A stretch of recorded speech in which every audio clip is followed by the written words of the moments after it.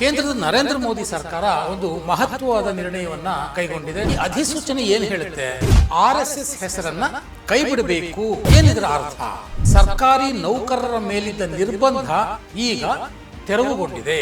RSS ಒಂದು ಪ್ರತಿಭಟನೆಯನ್ನ, ಒಂದು ಹೋರಾಟವನ್ನು ಹಮ್ಮಿಕೊಂಡಿತ್ತು. ಆ ಆಕ್ರೋಶಕ್ಕೆ ಇಂದಿರಾ ಗಾಂಧಿ ಸರ್ಕಾರ ತರಗಟ್ಟಿ ಹೋಗಿತ್ತು. ಪೊಲೀಸರು ಗೋಲಿಬಾರ್ ಮಾಡಿದರು, ಹಲವಾರು ಮಂದಿ ಸಾವನ್ನಪ್ಪಿದರು. ಹಿಂದೂಗಳ ಆ ಆಕ್ರೋಶವನ್ನು ಕಂಡು ಇಂದಿರಾ ಗಾಂಧಿ ಸರ್ಕಾರ ಬೆಚ್ಚಿ ಬಿದ್ದಿತ್ತು. ಅವತ್ತೇ ಇಂದಿರಾ ಗಾಂಧಿ ನಿರ್ಧಾರ ಮಾಡಿದ್ರು, ಈ ನಿರ್ಬಂಧ, ಬ್ಯಾನ್, ನಿಷೇಧ ಅನ್ನೋದು RSSಗೆ ಹೊಸದೇನೂ ಅಲ್ಲ. ಗುರೂಜಿಯವರು ಸರ್ಕಾರಕ್ಕೆ ಪದೇ ಪದೇ ಪತ್ರ ಬರೆದರು, ಒಂದು ನಮ್ಮ ಬ್ಯಾನ್ ಅನ್ನ ವಾಪಸ್ ಪಡೆಯಿರಿ, ಇಲ್ಲ ನಮ್ಮ ಮೇಲಿರುವಂತಹ ಆರೋಪಗಳನ್ನ ಸಾಬೀತುಪಡಿಸಿ ನಮ್ಮನ್ನು ಶಿಕ್ಷೆಗೆ ಗುರಿಪಡಿಸಿ. ಸ್ನೇಹಿತರೆ ನಮಸ್ಕಾರ, ಹೊಸ ದಿಗಂತ ಡಿಜಿಟಲ್ ಚಾನೆಲ್ಗೆ ಸ್ವಾಗತ. ಕೇಂದ್ರದ ನರೇಂದ್ರ ಮೋದಿ ಸರ್ಕಾರ ಒಂದು ಮಹತ್ವವಾದ ನಿರ್ಣಯವನ್ನ ಕೈಗೊಂಡಿದೆ ಮತ್ತು ಅದರ ಅನುಸಾರವಾಗಿಯೇ ಒಂದು ಅಧಿಸೂಚನೆಯನ್ನು ಹೊರಡಿಸಿದೆ. ಇದೇ ಜುಲೈ 9ನೇ ತಾರೀಕು ಈ ಅಧಿಸೂಚನೆ ಈಗಾಗಲೇ ಪ್ರಕಟ ಆಗಿದೆ. ಈ ಅಧಿಸೂಚನೆ ಏನು ಹೇಳುತ್ತೆ? ಕೇಂದ್ರ ಸರ್ಕಾರದ ಸಿಬ್ಬಂದಿ, ಸಾರ್ವಜನಿಕ ಕುಂದುಕೊರತೆ, ಸಿಬ್ಬಂದಿ ತರಬೇತಿ ಮತ್ತು ಪಿಂಚಣಿ ಇಲಾಖೆ ಏನಿದೆ ಸಚಿವಾಲಯ, ಈ ಸಚಿವಾಲಯ ಈ ಹಿಂದೆ ಹೊರಡಿಸಿದ್ದಂತಹ ಅಧಿಸೂಚನೆ 1966, 1970 ಮತ್ತು 1980 ಈ 3 ವರ್ಷಗಳಲ್ಲಿ ಹೊರಡಿಸಿದ್ದಂಥ ಅಧಿಸೂಚನೆಯಲ್ಲಿ ಇದ್ದಂತಹ ಪಟ್ಟಿಯಿಂದ RSS ಹೆಸರನ್ನು ಕೈಬಿಡಬೇಕು ಅನ್ನುವಂಥ ನಿರ್ಧಾರವನ್ನು ಕೇಂದ್ರ ಸರ್ಕಾರ ತಗೊಂಡಿದೆ. ಆ ಕಾರಣದಿಂದಾಗಿ ಆ ಪಟ್ಟಿಯಿಂದ RSSನ್ನು ಕೈಬಿಡ್ತಾ ಇದ್ದೀವಿ ಅನ್ನುವಂಥ ಅಧಿಸೂಚನೆ ಮೊನ್ನೆ ಜುಲೈ 9ನೇ ತಾರೀಕು ಹೊರಕ್ಕೆ ಬಂದಿದೆ. ಏನಿದರ ಅರ್ಥ? ಇದರ ಅರ್ಥ ಇಷ್ಟೇ, ಸಿಂಪಲ್. RSS ಚಟುವಟಿಕೆಗಳಲ್ಲಿ ಭಾಗವಹಿಸುವುದಕ್ಕೆ ಸರ್ಕಾರಿ ನೌಕರರ ಮೇಲಿದ್ದ ನಿರ್ಬಂಧ ಈಗ ತೆರವುಗೊಂಡಿದೆ. ಸರ್ಕಾರಿ ನೌಕರರು ಇನ್ನು ಮುಂದೆ ತಮ್ಮ ಇಚ್ಛಾನುಸಾರ ಧೈರ್ಯದಿಂದ, ಹೆಮ್ಮೆಯಿಂದ, ಗರ್ವದಿಂದ RSS ಚಟುವಟಿಕೆಗಳಲ್ಲಿ ಭಾಗವಹಿಸಬಹುದು. ನಿಜಕ್ಕೂ ಇದೊಂದು ಮಹತ್ವದ ನಿರ್ಧಾರ. ಯಾಕೆಂದರೆ ಇಷ್ಟು ವರ್ಷ ದೇಶದ ಎಲ್ಲ ನಾಗರಿಕರು RSS ಚಟುವಟಿಕೆಗಳಲ್ಲಿ ಧೈರ್ಯವಾಗಿ ಭಾಗವಹಿಸ್ತಾ ಇದ್ದರು. ಆದರೆ ಸರ್ಕಾರಿ ನೌಕರರು ಮಾತ್ರ ಒಂದು ರೀತಿಯ ದ್ವಂದ್ವವನ್ನು ಅನುಭವಿಸ್ತಾ ಇದ್ದರು. RSS ಚಟುವಟಿಕೆಗಳಲ್ಲಿ ಭಾಗವಹಿಸಬೇಕು ಅನ್ನುವಂಥ ಮನಸ್ಸಿದ್ರೂ ಕೂಡ ಎಲ್ಲಿ ತಮ್ಮ ಸೇವೆಗೆ ಎಲ್ಲಿ ಕೂತು ಬರುತ್ತೋ, ನಮ್ಮ ನೌಕರಿಗೆ ಎಲ್ಲಿ ಕೂತು ಬರುತ್ತೋ ಅನ್ನುವಂಥ ಅಳುಕು ಸರ್ಕಾರಿ ನೌಕರರನ್ನು ಕಾಡ್ತಾ ಇತ್ತು. ಆದರೆ ಈಗ ಆ ಅಳುಕೆಲ್ಲವನ್ನೂ ಸಹ ನರೇಂದ್ರ ಮೋದಿ ಸರ್ಕಾರ ದೂರ ಮಾಡಿದೆ. 1966ರಲ್ಲಿ ಸರ್ಕಾರಿ ನೌಕರರ ಮೇಲೆ ಈ ನಿರ್ಬಂಧವನ್ನು ಮೊದಲಿಗೆ ಯಾಕೆ ಹಾಕಿದ್ರು ಗೊತ್ತಾ? ಆಗ ಇಂದಿರಾ ಗಾಂಧಿ ಪ್ರಧಾನಮಂತ್ರಿ ಆಗಿದ್ದರು. ದೆಹಲಿಯಲ್ಲಿ ಸಂಸತ್ತಿನ ಎದುರಿನಲ್ಲಿ RSS ಒಂದು ಪ್ರತಿಭಟನೆಯನ್ನು, ಒಂದು ಹೋರಾಟವನ್ನು ಹಮ್ಮಿಕೊಂಡಿತ್ತು. ಏನದು ಹೋರಾಟ? ಗೋಹತ್ಯಾ ನಿಷೇಧ ಕಾನೂನನ್ನು ಜಾರಿಗೊಳಿಸಬೇಕು ಅನ್ನುವಂಥ ಹೋರಾಟ. ಸಾವಿರಾರು ಸಂಖ್ಯೆಯಲ್ಲಿ RSS ಕಾರ್ಯಕರ್ತರು ಮತ್ತು ಸಾಮಾನ್ಯ ಹಿಂದೂಗಳು ಆ ಪ್ರತಿಭಟನೆಯಲ್ಲಿ ಪಾಲ್ಗೊಂಡಿದ್ದರು. ಆಗಿನ ಜನಸಂಘ ಅಂದರೆ ಈಗಿನ BJPಯ ಹಿಂದಿನ ರೂಪ ಜನಸಂಘ ನೇರವಾಗಿ ಈ ಹೋರಾಟಕ್ಕೆ ಬೆಂಬಲವನ್ನು ಸೂಚಿಸಿತ್ತು.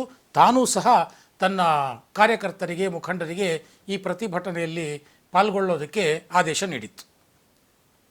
ಹಾಗಾಗಿ ಸಂಸತ್ ಭವನದ ಎದುರು ಜಮಾಯಿಸಿದ್ದಂತಹ ಆ ಹಿಂದೂಗಳ ಮತ್ತು ಭಾರತೀಯರ ಆ ಆಕ್ರೋಶ ಒಂದು ರೀತಿಯಲ್ಲಿ ಭುಗಿಲೆದಿತ್ತು. ಅವತ್ತು ನವೆಂಬರ್ 7, 1966. ಸೊ ಆ ಆಕ್ರೋಶಕ್ಕೆ ಇಂದಿರಾ ಗಾಂಧಿ ಸರ್ಕಾರ ತರಗುಟ್ಟಿ ಹೋಗಿತ್ತು. ಪ್ರತಿಭಟನೆಯ ಹತೋಟಿ ತಪ್ಪಿತ್ತು.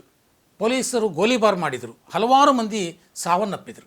ಹಿಂದೂಗಳ ಆ ಆಕ್ರೋಶವನ್ನು ಕಂಡು ಇಂದಿರಾ ಗಾಂಧಿ ಸರ್ಕಾರ ಬೆಚ್ಚಿ ಬಿದ್ದಿತ್ತು. ಅವತ್ತೇ ಇಂದಿರಾ ಗಾಂಧಿ ನಿರ್ಧಾರ ಮಾಡಿದ್ರು, ಏನಾದರೂ ಮಾಡಿ RSSನ ಈ ಬೆಳವಣಿಗೆಯನ್ನು ಕಟ್ ಮಾಡಬೇಕು. ಆಗ ಅವ್ರಿಗೆ ಹೊಳೆದಿದ್ದು, ಇನ್ನು ಮುಂದೆ ಸರ್ಕಾರಿ ನೌಕರರು RSS ಚಟುವಟಿಕೆಗಳಲ್ಲಿ ಭಾಗವಹಿಸುವಾಗಿಲ್ಲ ಅಂತ ಒಂದು ಅಧಿಸೂಚನೆಯನ್ನು ಹೊರಡಿಸ್ಬಿಟ್ರು. ನವೆಂಬರ್ 9ನೇ ತಾರೀಕೆ ಆ ಪ್ರತಿಭಟನೆ ಆಗಿ 2 ದಿನಕ್ಕೆ. ಅವತ್ತಿನಿಂದ ಮೊನ್ನೆ ಜುಲೈ 9ರವರೆಗೆ ಈ ಅಧಿಸೂಚನೆ ಜಾರಿಯಲ್ಲಿತ್ತು. 1966ರಲ್ಲಿ ಅಧಿಸೂಚನೆಯನ್ನು ಹೊರಡಿಸಲಾಯಿತು, ಮತ್ತು 1970ರಲ್ಲಿ ಅದನ್ನು ನವೀಕರಿಸಲಾಯಿತು, ಮತ್ತು 80ರಲ್ಲೂ ಕೂಡ ಅದನ್ನು ಮತ್ತೆ ನವೀಕರಿಸಲಾಯಿತು. ಈಗ ನರೇಂದ್ರ ಮೋದಿ ಸರ್ಕಾರ ಸರ್ಕಾರಿ ನೌಕರರ ಮೇಲಿದ್ದಂತಹ ಆ ನಿರ್ಬಂಧವನ್ನು ತೆರವುಗೊಳಿಸಿದ್ದಾರೆ. ಈ ನಿರ್ಬಂಧ, ಬ್ಯಾನ್, ನಿಷೇಧ ಅನ್ನೋದು RSSಗೆ ಹೊಸದೇನೂ ಅಲ್ಲ. ಸ್ವಾತಂತ್ರ್ಯ ಬಂದ ಹೊಸದರಲ್ಲೇ 1948ರಲ್ಲಿ ಮಹಾತ್ಮ ಗಾಂಧಿ ಹತ್ಯೆಯಾದ ನಂತರದಲ್ಲಿ ಆರ್ ಎಸ್ ಎಸ್ಸನ್ನು ಬ್ಯಾನ್ ಮಾಡಲಾಯಿತು. ಆದರೆ ಮಹಾತ್ಮ ಗಾಂಧಿ ಹತ್ಯೆಯಲ್ಲಿ ಆರ್ ಎಸ್ ಎಸ್ನ ಪಾತ್ರ ಇಲ್ಲ ಅಂತ ನ್ಯಾಯಾಲಯದಲ್ಲಿ ಸಾಬೀತಾಯಿತು. ಅದಾದ ನಂತರದಲ್ಲೂ ಆರ್ ಎಸ್ ಎಸ್ ಬ್ಯಾನನ್ನು ಮುಂದುವರಿಸಲಾಗಿತ್ತು. ಆಗ ಆರ್ ಎಸ್ ಎಸ್ಸಿನ ಸರಸಂಘಚಾಲಕರಾಗಿದ್ದಂತಹ ಗುರೂಜಿಯವರು ಸರ್ಕಾರಕ್ಕೆ ಪದೇ ಪದೇ ಪತ್ರ ಬರೆದು,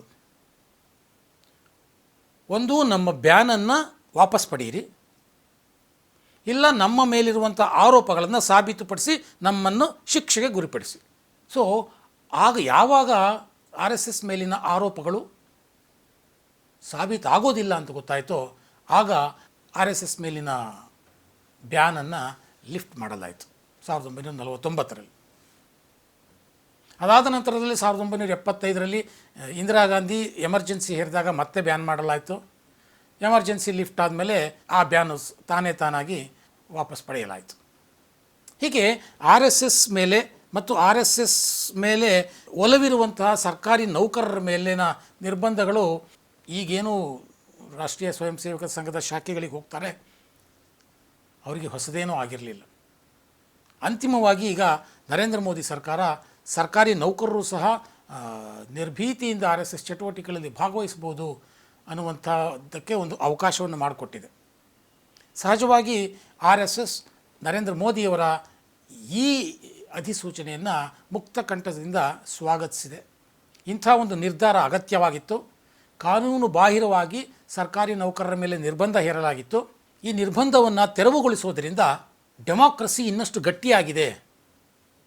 ಈ ಮಾತನ್ನು ಆರ್ ಎಸ್ ಎಸ್ನ ಅಖಿಲ ಭಾರತ ಪ್ರಚಾರ ಪ್ರಮುಖ ಸುನಿಲ್ ಅಂಬೇಕರ್ ಅವರು ಮಾಧ್ಯಮಗಳಿಗೆ ಹೇಳಿಕೆ ನೀಡಿದ್ದಾರೆ.